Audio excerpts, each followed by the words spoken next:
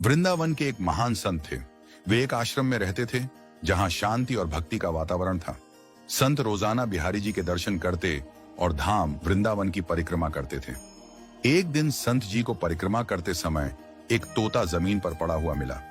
संत ने पहले तो थोड़ी देर इधर उधर देखा कि कोई तोते का मालिक तो नहीं है, और फिर संत उस तोते के पास गए तो देखा कि तोते की हालत बहुत खराब थी।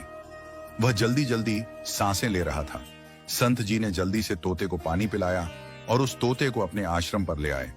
तोते को थोड़ा खाने को दिया और आराम करने के लिए अंदर कुटिया में सुला दिया। संत जी ने उस तोते की बहुत देखभाल की और 2 दिन बाद तोता एकदम सही हो गया।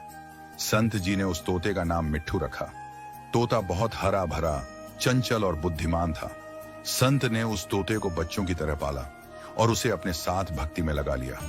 संत जी ने उसे गीता के श्लोक भी सिखाए थे। प्रतिदिन तोता प्रातःकाल उठकर मधुर स्वर में भगवद गीता के श्लोक गाता, कर्मण्येवाधिकारस्ते मां फलेषु कदाचन।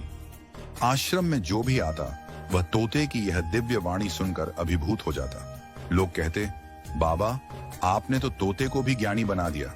संत मुस्कुराते और कहते, भक्ति किसी भी रूप में आ सकती है। यदि भाव शुद्ध हो तो पक्षी भी भगवान का नाम ले सकते हैं। परंतु एक दिन आकाश में घनघोर बादल छा गए। वातावरण में अजीब बेचैनी थी। उसी दिन एक बिल्ली दबे पांव आई और अचानक तोते पर झपट पड़ी। तोता चीखते हुए टाय टाय करता हुआ बिल्ली की पकड़ में आ गया और अंतर्धान हो गया। अब संत मौन हो गए। वे कुछ न कहते न खाते, बस एक तक देखते रहते। लोगों ने देखा कि जो बाबा सदा मुस्कुराते रहते थे वे आज गहरे चिंतन में डूबे हैं। लोगों ने कहा, बाबा क्यों दुखी हो रहे हैं? हम दूसरा तोता ला देंगे और उससे भी गीता के श्लोक रटवा देंगे।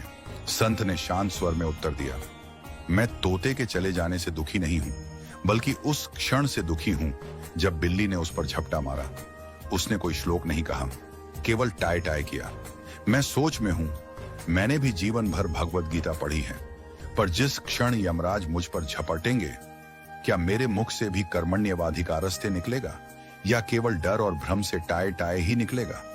इसलिए ही तो महापुरुष कहते हैं, ज्ञान और भक्ति को इतना भीतर तक उतारो कि वह केवल जुबान की नहीं बल्कि आत्मा की गूंज बन जाए, ताकि संकट के समय भी वही मुख से निकले जो ईश्वर की ओर ले जाए, ना कि भय की ओर।